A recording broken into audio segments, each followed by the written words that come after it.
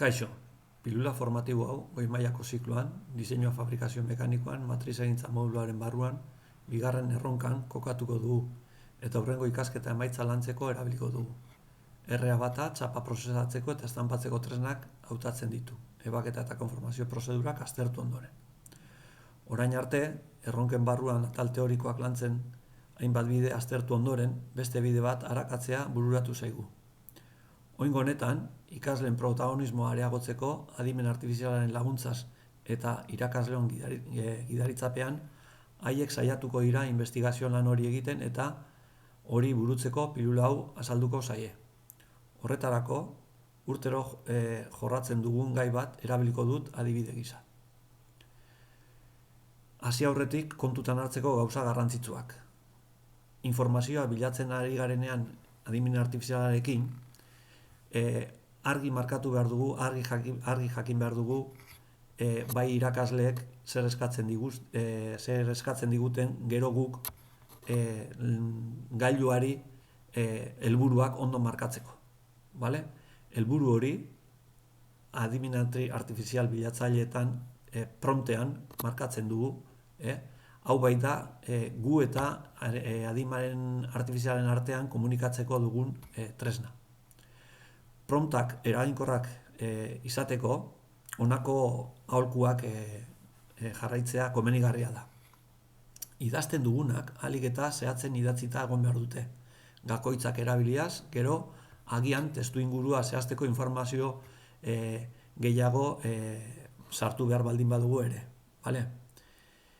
Idatzitako eduki baten bila gabiltzanean, garrantzitsua da promptean sartu behar dugun informazioak baita ere horrelako ezaugarriak izatea edo kontutan hartzea.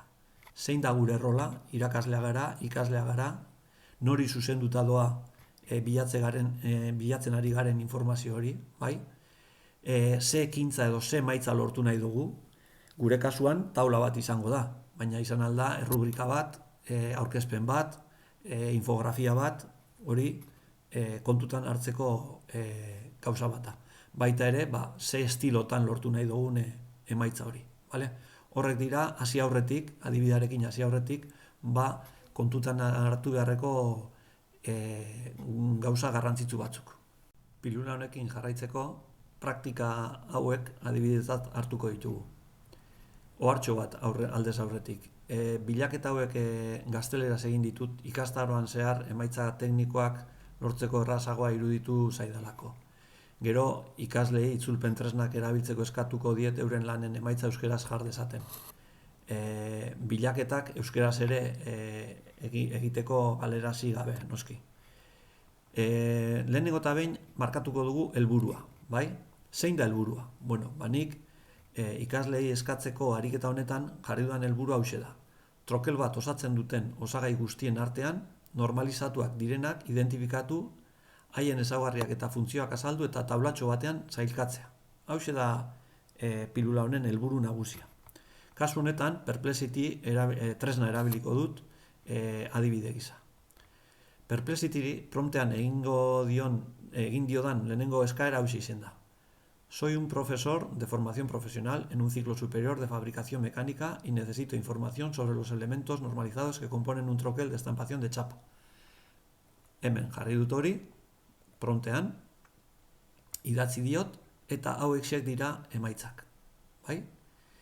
Hemen ikus daitekenez, naiz eta askotan ikaslek oraindik hau ez duten oso argi, baina horregaitik irakaslearen laguntza, bai? Hemen, eman didan informazionetan, trokel baten elementu normalizatuak gehi eraikiak daude. Beraz, ez dugu helburuarekin betetzen. Ez dizkit normalizatuak eta eraikiak bereizi. Aipagarria den gauza oso garrantzitsu bat. Perplexity eta baita beste bilatzaile batzuk ere, euren bilaketaren emaitzetan jartzen dituztamen zenbaki txiki batzuk, eta zenbaki txiki hauek dira link batzuk non eramaten gaituzten bilatu duten informazio edo kontutan izan dituzten informazio iturri guztiak zenbatzen dituzte eta testu bakoitza zein informazio iturritik markatzen duten. Hemen ikusten denez, emaitza hori gune honetatik lortu dute, bai? Eta informazio iturri hauek oso garrantzitsuak izan aldira, orain egiten ari garen ariketaz aparte zerbait sakondu nahi dugunean, informazio iturri berriak non kokatuta dauden ikasleak berak ere jakiteko, bai? Beraz, hau aipagarria iruditzen zait eta kontutan hartzekoa. Esan bezala, ez dit zehaztasun hori eskatu diodan zehaztapen edo sailkapena egin. Beraz, gero egin diot beste galdera bat. Promptean, hemen, me gustaría que hagas una distinción hitz gakoa izan daiteke, bai? Entre los elementos a fabricar y normalizados. Hemen ere akatxo bat egin dut, nik esan diot elementos a fabricar y normalizados. Berak zer egin dit? Berriz ere, elementos a fabricar y normalizados horriek bereizi egin dizkit. Baina ez da nire helburura hurbildu, bai? Hau da, Perplexityrekin egin dudan praktikaren adibidetxo bat. Copiloten adibidearekin aurrera jarraitu aurretik, aipamen txiki bat egin nahi dut Perplexity tresnari buruz. Hemen, tresna hau erabiltzerakoan, kontzientziazio atalean tresna desberdinak klasifikatzerakoan, Perplexity horien artean zegoen eta pixkat ikaslei komentatzea, tresna erabiltzen dutenean, kontuan, inkognito moduan lan egin dezatela, ez? Aholkutxo hori ematea ahaztu zailen. Bai, aurrera eginez, oraingoan Copilotekin saiatuko naiz adibide berbera azaltzen. Copilot, Microsoften barruan gaudenok edo tresna eskuragarri jarri digutenei hementxe ikonotxo hau sakatuta agertuko zaigu eta hemen daukazue egin dudan adibide berbera. Hemen jarri dut eskaera helburu berdinarekin, erderaz jarri dut: soy un profesor de formación profesional y necesito que me elabores un informe detallado sobre los elementos normalizados que componen un troquel de estampación de chapa metálica. Vale, eta hemen emaitzak, ez? Perplexityrekin gertatu zaidan gauza berbera, hemen ere zenbakitxoak ateratzen dira berak erabili dituen informazio iturriak seinalatuz, hemen agertzen diren bezala. Kasu honetan informazio iturri gutxiago ditu edo jatorri gutxiago daude, baina horrek ez du esan nahi txarragoak direnik, bai? Baina eman didan emaitzak, aurreko kasuan bezala, ez du nire helburua zebete. Orduan, egin diot bigarren galderatxo bat, eta esan diot: ¿podrías hacerme una distinción de aquellos elementos normalizados que componen el troquel de aquellos que habría que fabricar de manera específica? Baietz, ez da egon arazorik. Egin dit aurreko kasuan bezala bereiztapen hori, bai? Informazio iturriak mantenduz. Eta gero egin diot zerbait berria egin nahi izan dut, eta ¿podrías desarrollarme los contenidos de los elementos normalizados en una infografía? Eta ikusi ze emaitza lortu duan. Emaitza honekin naiz bat ere gustora geratu, bai? Ez dit ezer berririk aportatzen, baina konturatu zaitezte pixkat helburutik aldendu egin naizela, bai? Helburura etorriaz berriro, esan diot: necesito que desarrolles los elementos normalizados que has citado anteriormente en una explicación que siga cada elemento normalizado específicamente. Enago bat ere arro egin dudan erredakzio honekin, baina emaitzak lortzen joan naiz, bai? Eta hemen ja hasi zaizkit ateratzen trokela osatzen duten elementu normalizatuak, ez? Gias, deskribapena, kolumna, zutabeak, deskribapena, euren funtzioa, bai? Baina gogoratu, nire hasierako helburua zela guzti hori taulatxo batean lortzea. Eta esan diot: ¿puedes meterme esto en una tabla? Eta hemen agertzen da sortu didan taulatxo hau. Eta gero hemen nik aprobetxatu dut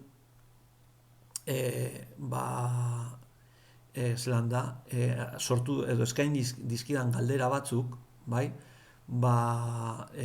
Adibidez, puedes agregar ejemplos de cada elemento, ez? Berak proposatu didan galdera oneri, aukeratu dut eta hemen emaitzatxo hau eman dit, ez?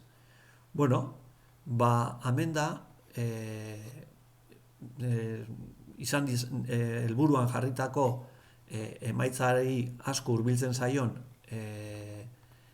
material bat, non orain nik ikasleak egin behar lukena da, hartu material hau eta irakasleak emandako indikazioak edo errubriketara hurbiltzeko erabili ahal duena. Horretarako, ikasleak, ikasle taldeak egin beharko duena da, hemen agertzen den eduki hau, pixkat txukundu, estiloan pixkat landu, informazioa gehitu, informazio gehigarri bat sartu, hori ikasle bakoitzaren esku legoken gauza bat izango litzateke. Bai? Eta horrekin, hemen deskribatuta geratu den adibidea. Bai? Hemen dago, adibide hau, deskribatuta egin dudan praktika. Hemen dago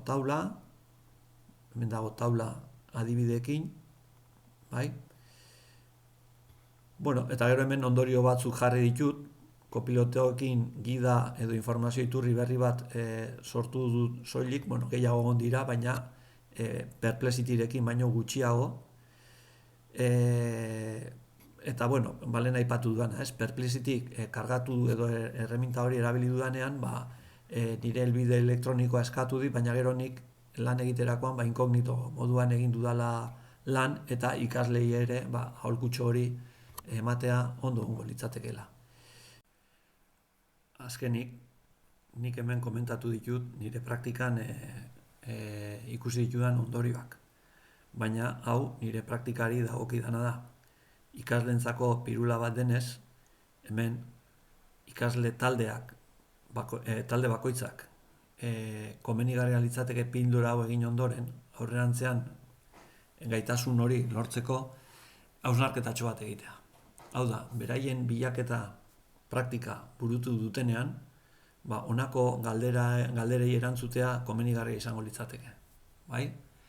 Talde bakoitzak, ikasle bakoitzak, bilaketa hori egin duenean, zein prompt izan duen erantzun honena, zergaitik, ze mailatan edo nola lagundu dien adimen artifizialak informazio bilaketa horretan, informazio iturri fidagarriak aurkitu dituzten, fidagarriak izan diren aurkitu dituzten informazio iturri horiek, ze arazo izan duten, zer egin dezaketen aurrerantzean estrategiako hobetzeko, bai?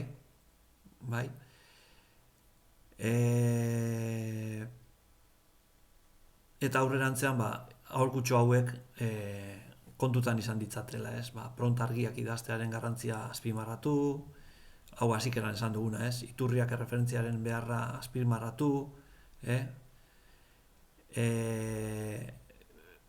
lehen komentatu duguna, adimen artifizialak ez digu lana bukatuko, bale? Informazioa eguneratu izan behar da, gauza batzuk kontrastatu egin behar ditu, bai? Eta hori da, pixkat pildora honekin bukatzeko geratzen zitzaidan komentatzeko azkenengo gauza.